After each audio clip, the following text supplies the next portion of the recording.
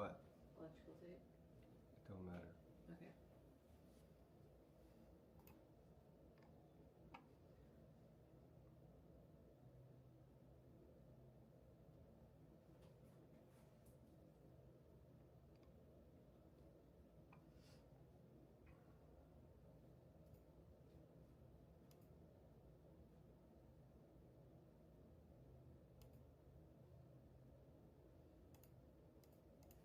Check. I don't Hit transition, babe, because throw with the flow is not up there for some reason. I don't see how we can have that much audio from That camera. the camera in the other room.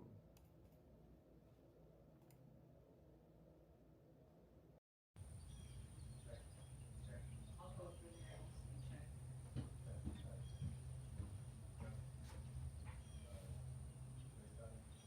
Check, check, test, test.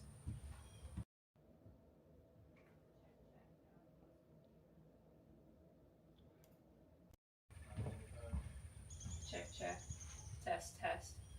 You want me to get close to the camera? Oh. Test.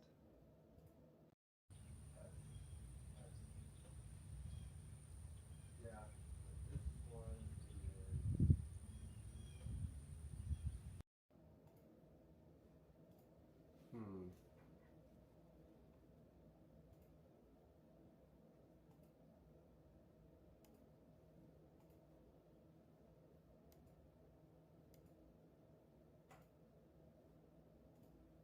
Anyway, what's going on, everybody? Welcome back. My name is Kevin.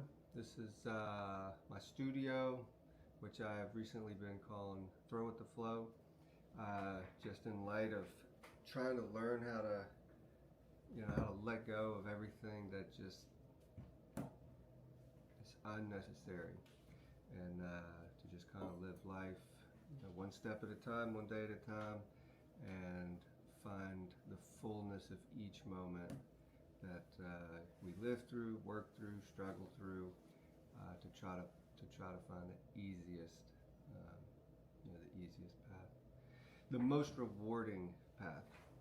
So today we are going to be unloading a kiln.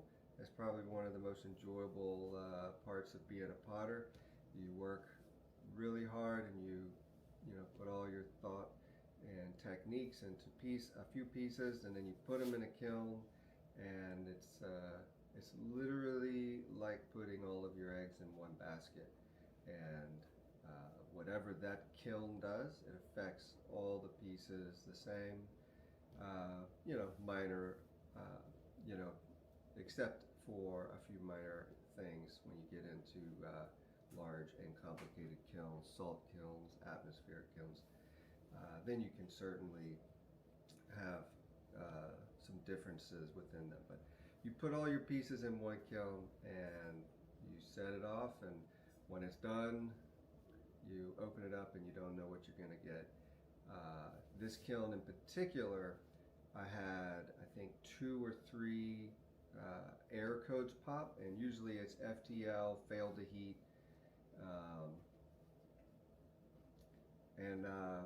Yeah, it just kept the breaker didn't pop, but it just kept failing at high temperature. If you don't know when it fails or at what temperature it fails at and starts cooling, then it just adds so many variables that you don't understand, and you just have to make some guesses, and you just kind of wing it. For this firing in particular, it got all the way close to the end. I think I was 5 or 10 degrees away from the end. And you might think, well, that's not a lot when you're going all the way up to 2300 degrees, 2345 degrees. But the thing is that could be the difference between mature glazed and a finished piece versus it needs to start all the way over.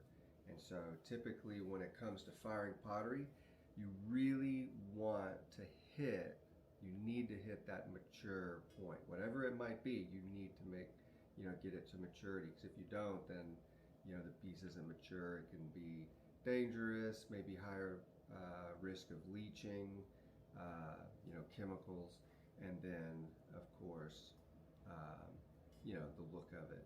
And so for me, I typically try to shoot to a half cone to a cone above, and that usually gives you a broader sense of, you know, okay, this is you know, should be mature, and then you go from there. But this firing, I missed it by 5 degrees, popped an air code, started dropping down, and then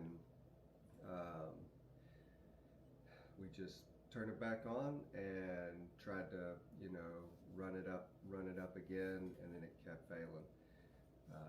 So what I did is I just let it go, because glaze maturity is based on time and temperature. So it's not just the temperature, but it's the time it takes to reach that temperature, so that if your kiln rises fast, then you have to go higher in temperature to hit maturity.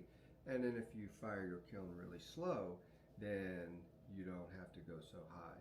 And so here, since I had to run it up twice and neither one of them hit within the mature zone, it was firing so slowly toward the end that I took the risk to say, pretty certain these are good. Like, I'm pretty certain they're going to be mature, because the last time this happened, I ran it up to make sure, and then the glazes ended up being a little overfired. So little runnier, a little glossier.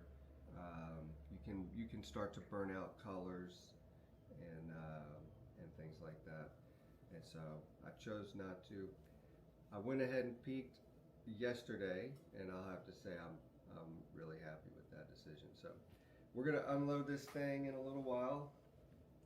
We just got all of the software figured out or set up for this stream, and then 5 minutes before, I realized my mic battery's dead for the mic 2, and so we've given it a few minutes. It's probably getting close enough to kick on. Let's see where we are at. All right. We'll say, as always, welcome in.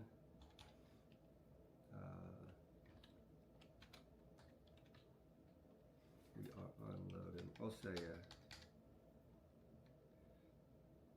well, technically we can't. I was going to say you can throw some questions in, but we can't take questions because our computer is in this room, and we're going to be running into this room.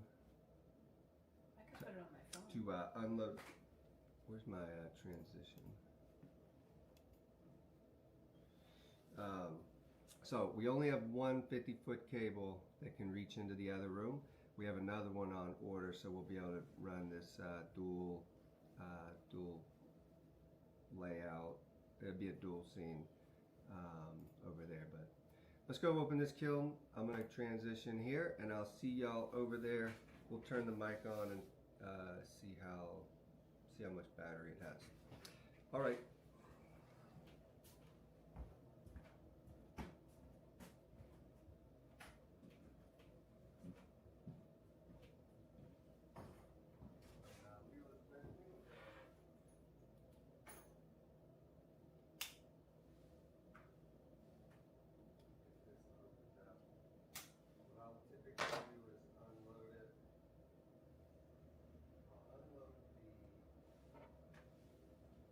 Shelf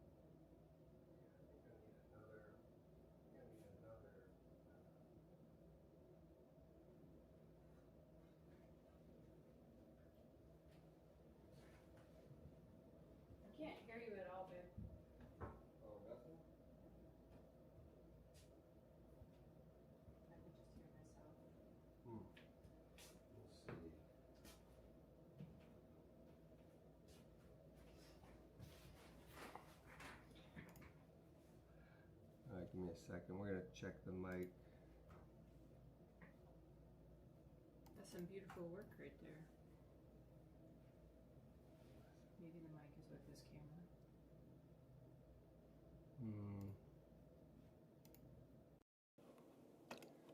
Check. Oh, hold up. Check, check, test. All right, get that level right. How's that for you?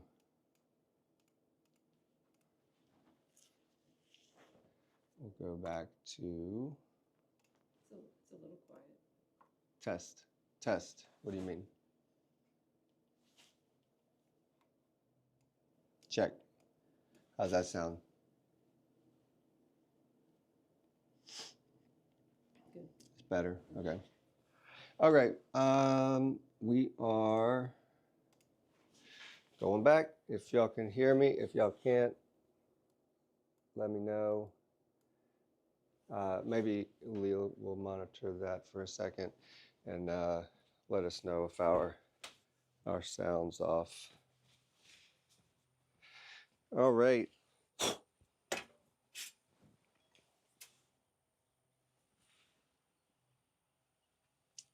We still have only 10%.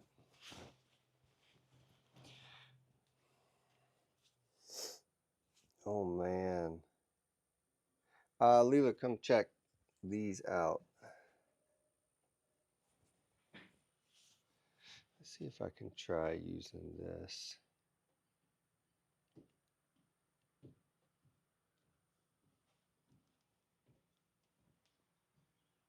Oh my goodness. Wow, so beautiful. Wow.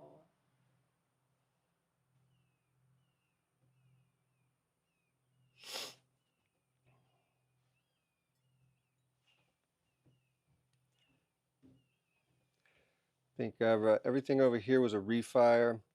We put them back through. There's a few glaze defects.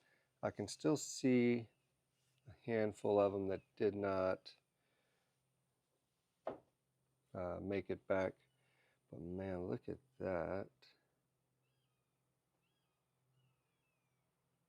It's almost like a satin in layers through this like amber. Those are some wild levels. These the colors are not going to come out the best, but we can get it into the sun later. That was certainly a matte glaze over a translucent. Oh, the banding into this one looks really nice. This would look really nice on one of those platters. That is so stunning. Yeah, one of the planet platters. It is. I mean, and look at the inside. Oh, yeah, yeah. Dang, those crystals. Let's see The if crystal there's formation of this top layer is gorgeous. The sound is good, by the way. Nice. Yeah, thanks for letting me know. I would have just kept on rolling. All of this is a continual upgrade for us. We're working on getting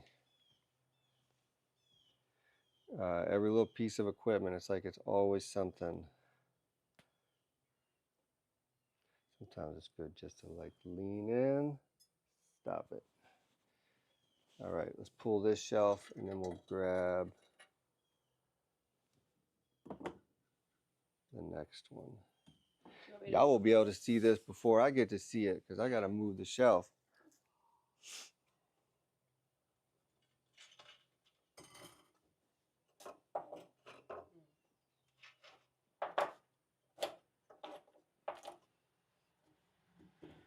I don't understand how you make coffee better than me because I made coffee this morning and you made yourself a cup of coffee this morning and yours tastes better than mine. I need to have you make my coffee. Well, babe, I use creamer. Yeah, I didn't think through that. Where to go with this? Put up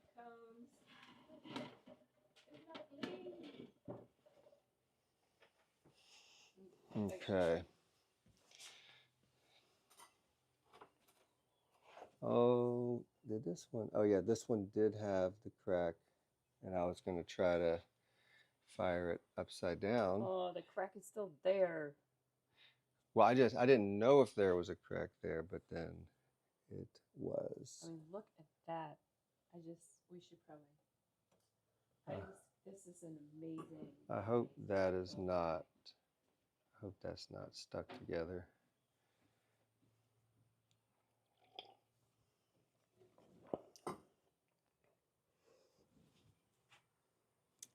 We'll wait to see the other side. These aren't as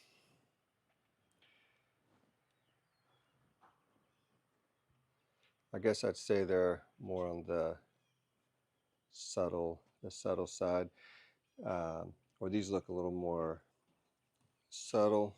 Let's flip this camera again. Yeah, I would say subtle is definitely the flavor of this kiln firing on the first two layers. So much. But I think the bottom side, because these are all like all of the beautiful work is going to be on this back side. So these are always going to have like a softer top. I mean, look, this is just, I don't want to say magical because it's not magic, but I mean, it's just simply attractive, charming, and natural all at once. Maybe you should buy one. I'll buy one. Look inside. I mean, look at that blue inside of there. I am a sucker for blue, and that is a gorgeous blue. Like, we got to know what glaze that is. I got to know what glaze that is, because that blue is, the blue is beautiful. I gotta call. I gotta be calm. You gotta get a hold of yourself, babe. We're never gonna sell any pottery if you don't want to get rid of it. If I don't share it. Like, she's starting to sound a lot like me. Like, oh, let's keep this one. Let's let this one be part of our lives, our personal collection. No, we don't really have a personal collection. We have beautiful work.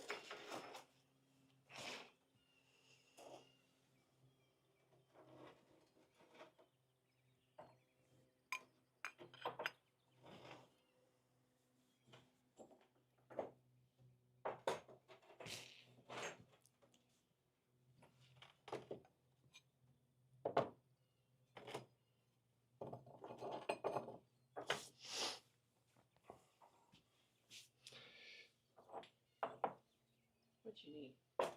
I need to get this shelf over here put there.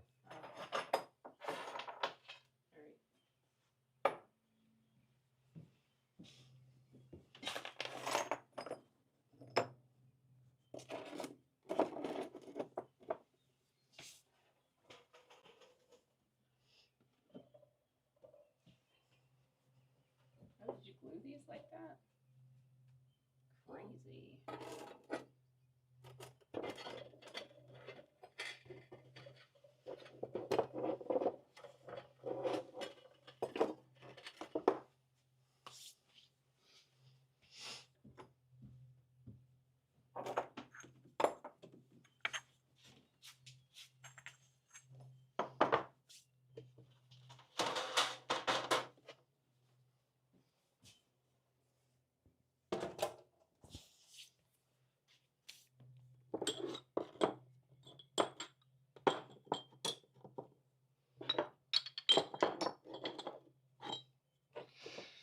So this batch of work was kicked off from Andy over at Top Drawer.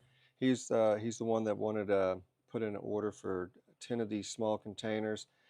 I didn't have 10 to fire, and so what I did was pulled some old ones, put on a new glaze or two. This is heavy.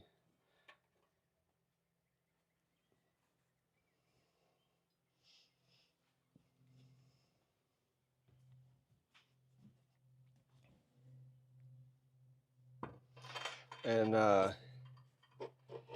And so I was trying to get these 10 containers out. He needs them by the 5th. So we've got to get these finished up today, cleaned up, and send them off. And then I've also been short on a lot of the cups for them, and so I decided to quickly glaze a pan of cups as well. I'm just going to go ahead and pull these out. We'll get an easier and better look at them once we get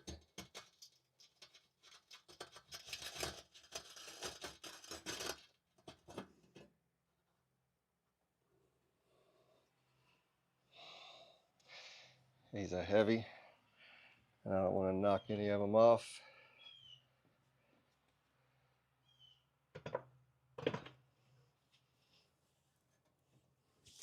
Oh man, I think it's so hard. It's so hard because I want to just keep them all.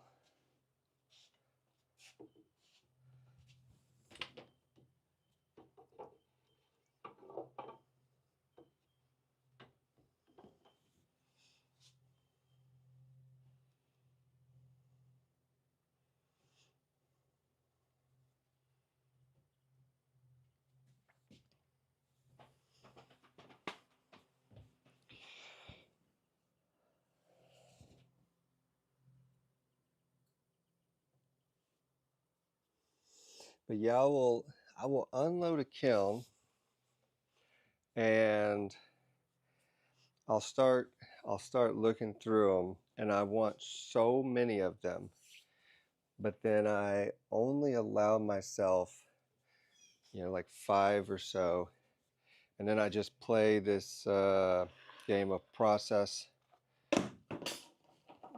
That was my ash. I forgot it was there. And but it's a process of elimination, and I go through and pull my favorite ones,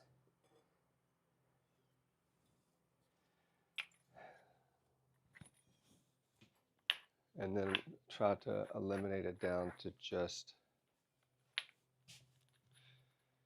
the fewest number that I can get away with keeping. Oh, that one fell over.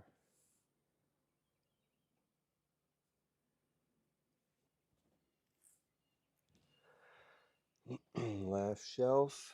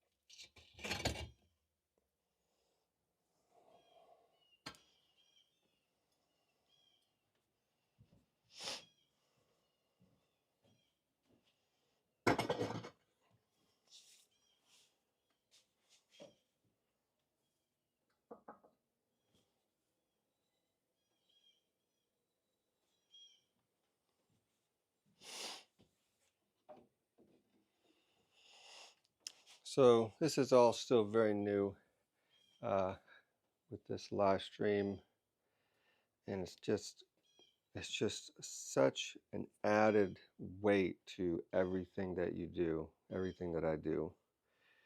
And so I appreciate everyone who has patience as I learn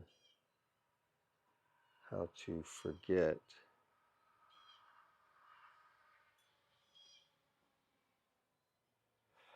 That one is stuck. Wow. I mean, this one is what I would consider just a near perfect cup, functionally. The glaze went all the way to the edge of the foot, not a drip rolled over. Oh.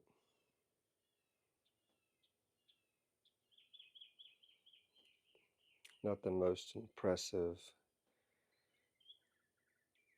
glazing, except I do really like the imagery of pooling glaze. What do you think that looks like?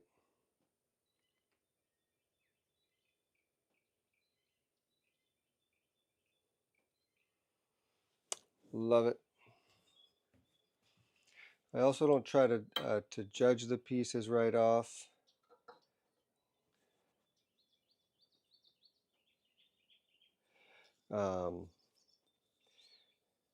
You might see a piece that is very close to, or you might see a piece that you just don't really, there's nothing that's really attractive, you know, but then after a while, you start looking at it more and more, and the subtleties and the nuances of it, you know, can say just as much as, you know, something that's very, you know, very loud.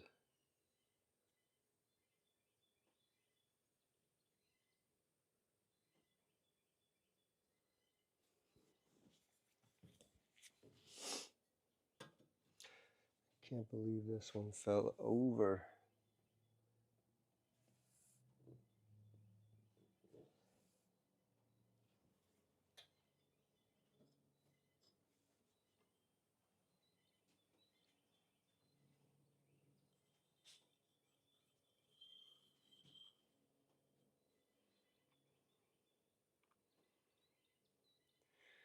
You can tell with the two glazes that there's these are all a lot quieter than the cups that I do that have 4 glazes.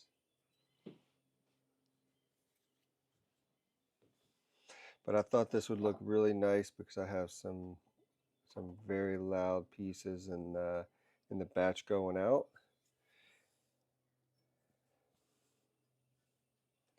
And so I think these will actually work really well in between.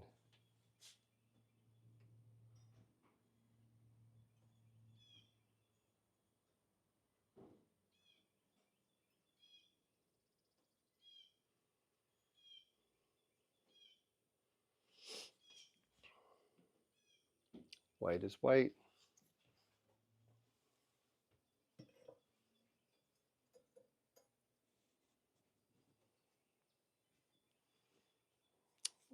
This is one of the porcelain.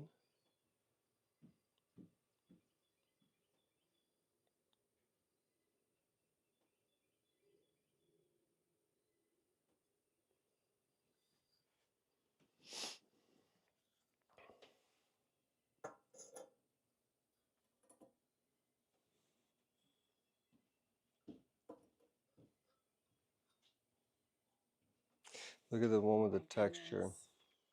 Oh, it just turned out gorgeous. Oh, those are some good glazing choices.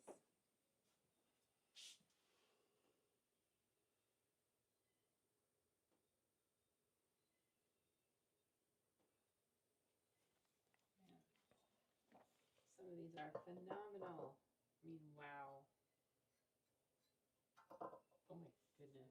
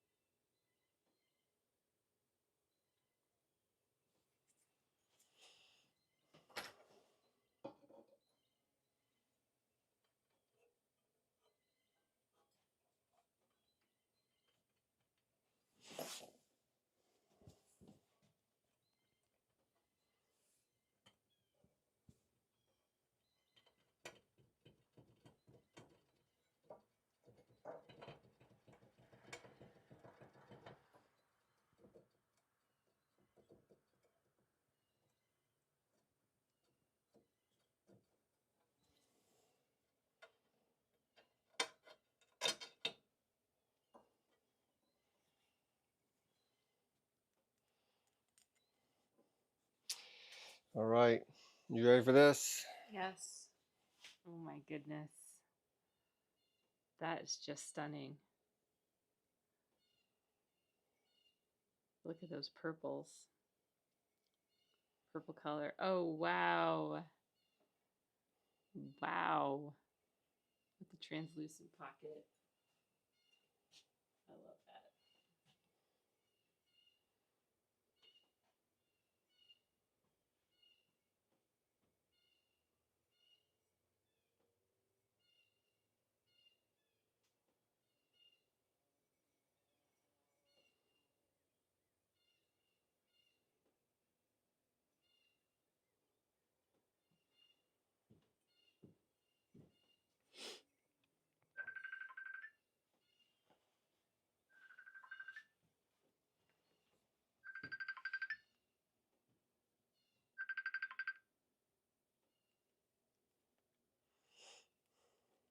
So that one was side fired with this one as the upright partner. So these two were partners. Fired with the same glaze, one side fired.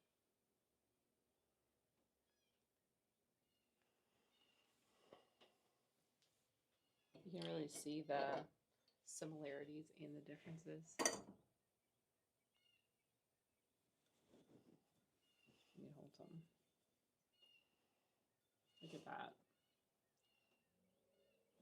that. This one of these was a new glaze. I think these were all refires. Okay. And then I think this one was the only one that was glazed together as a set. It's cool to see this pocket here with this pocket of translucent.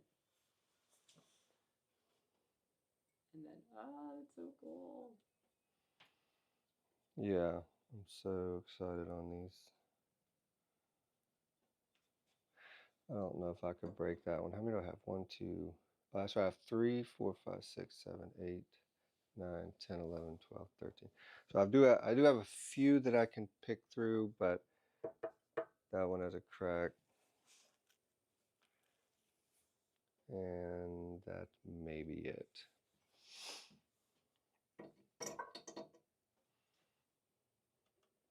I know, I want that one to dislodge so bad. Oh, I love that. Oh my goodness. Stunning. I'm going to take a picture. I can't help it, y'all. Leela is a super feeler. You just gotta gushing. you just gotta roll with it.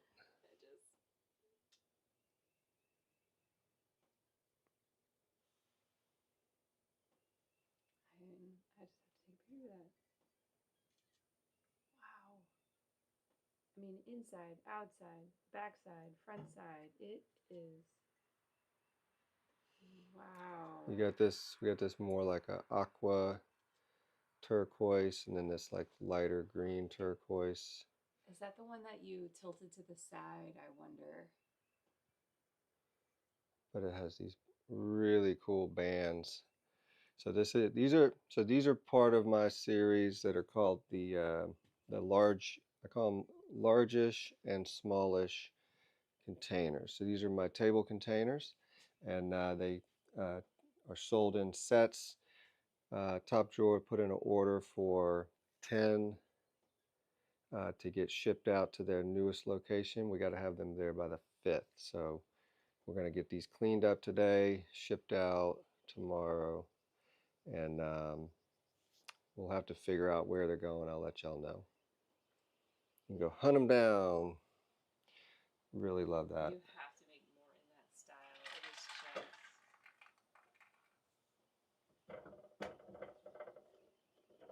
Careful now. Look at that. Yeah, How did these this are whole insane. tray turn out so cool? Whatever temperature we got to, we can't do it again because I don't even know. But we're gonna try to get this temperature back.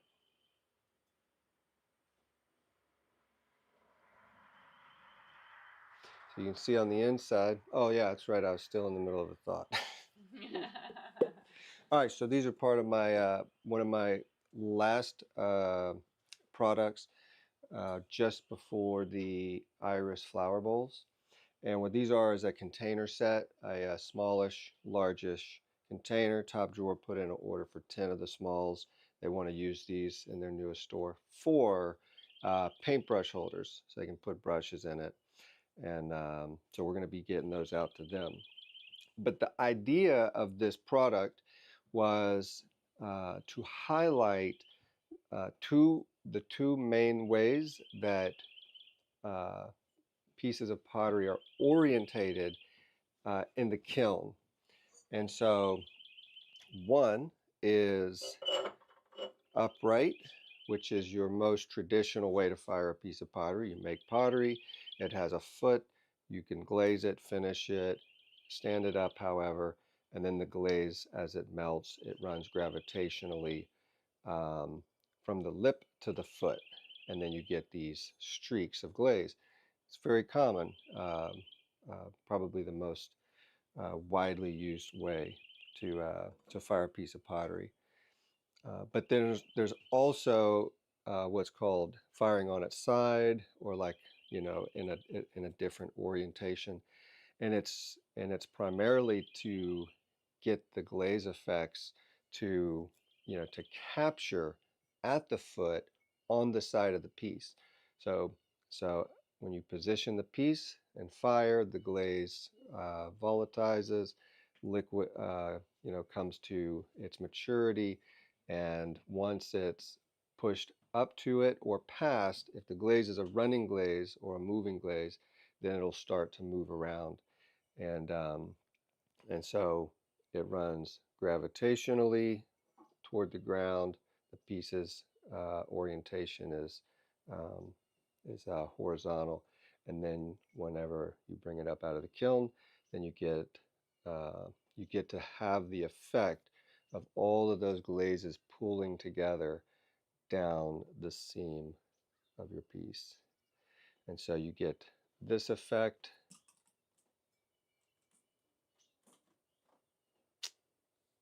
So you get this effect of the glaze as it melts and just blends and wraps around the piece. And then you have the other side where it collects.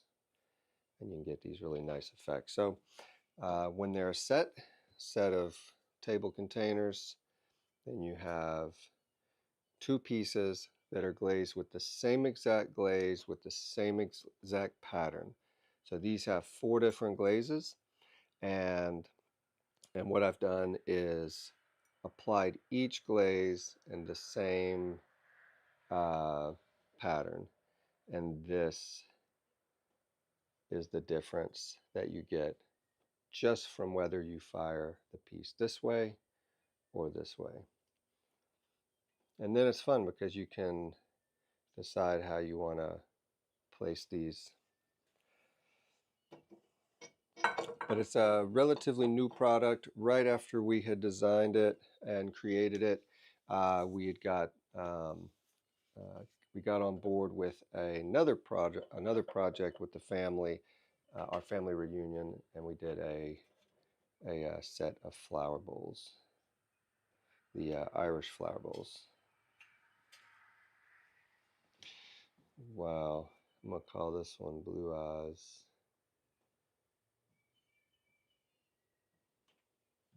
Oh, pretty. Get those glazes. So I feel like the lavender was really highlighted in this firing in like really soft and beautiful ways. I used a lot less of it, knowing how strong it was, and it did seem to work out.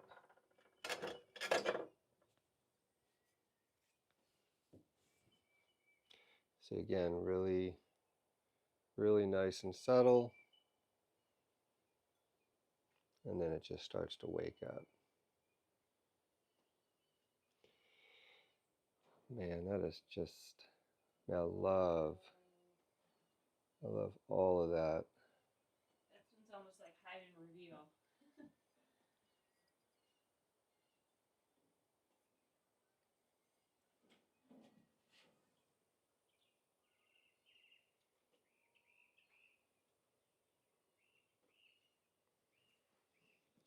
We'll have to get these outside soon.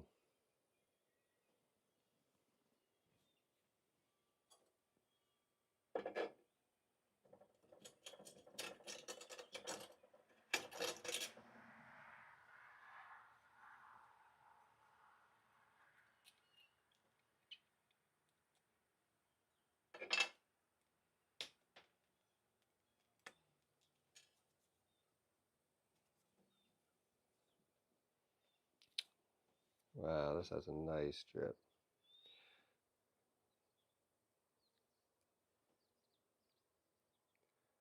Such a subtle beauty.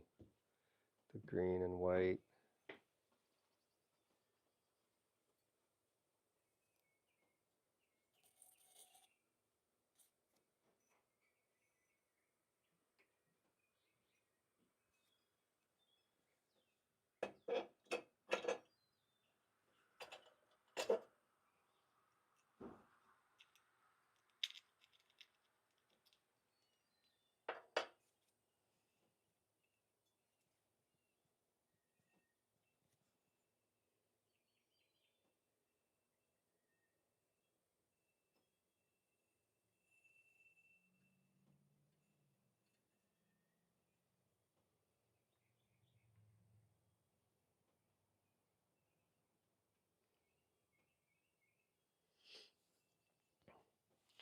All right, any more containers? We'll share them first since we're gonna clean those up first.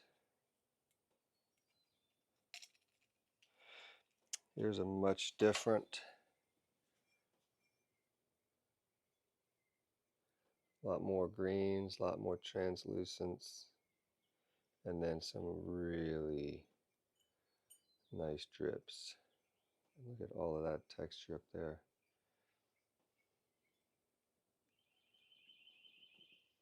I don't think that's crystal work. I just think that's could be like a matte, glaze. I like this little tail here.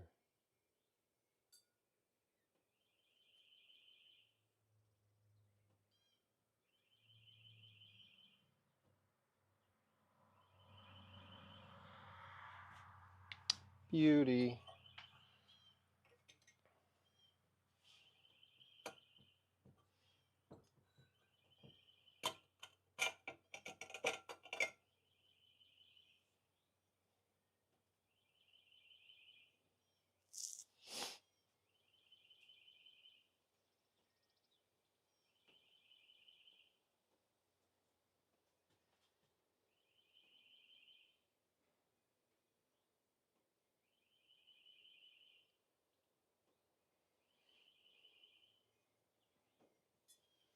This one actually has a piece of the clay that has flaked off the corner.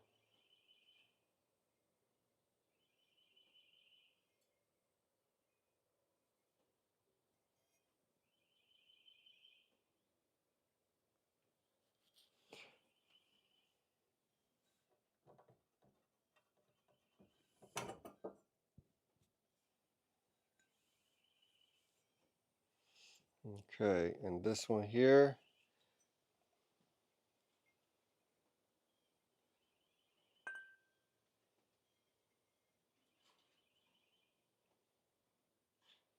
same glazes, just the difference between side firing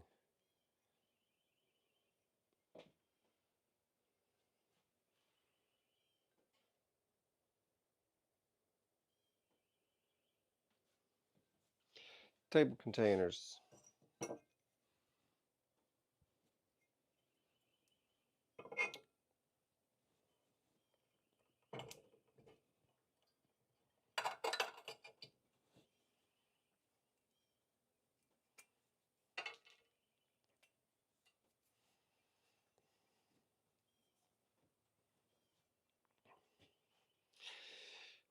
Back side first, or I should say top side.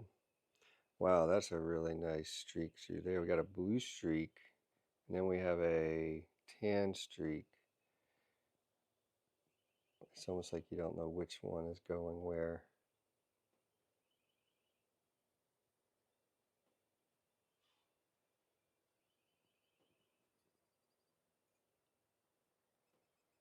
It's just a mess. It's a beautiful mess. Just like me.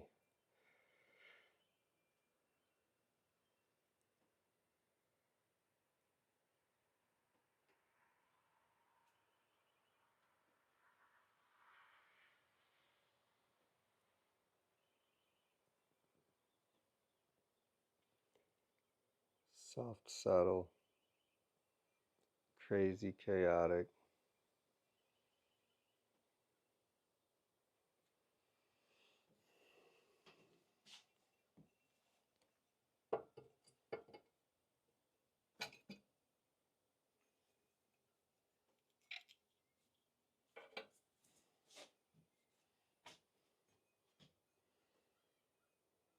I think this is the last one.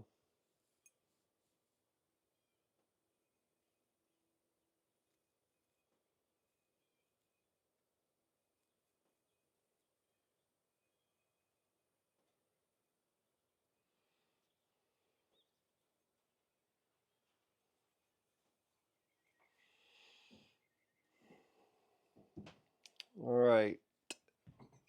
One from the back corner. Uh-huh. Ooh me, ooh me, ooh me. Wow.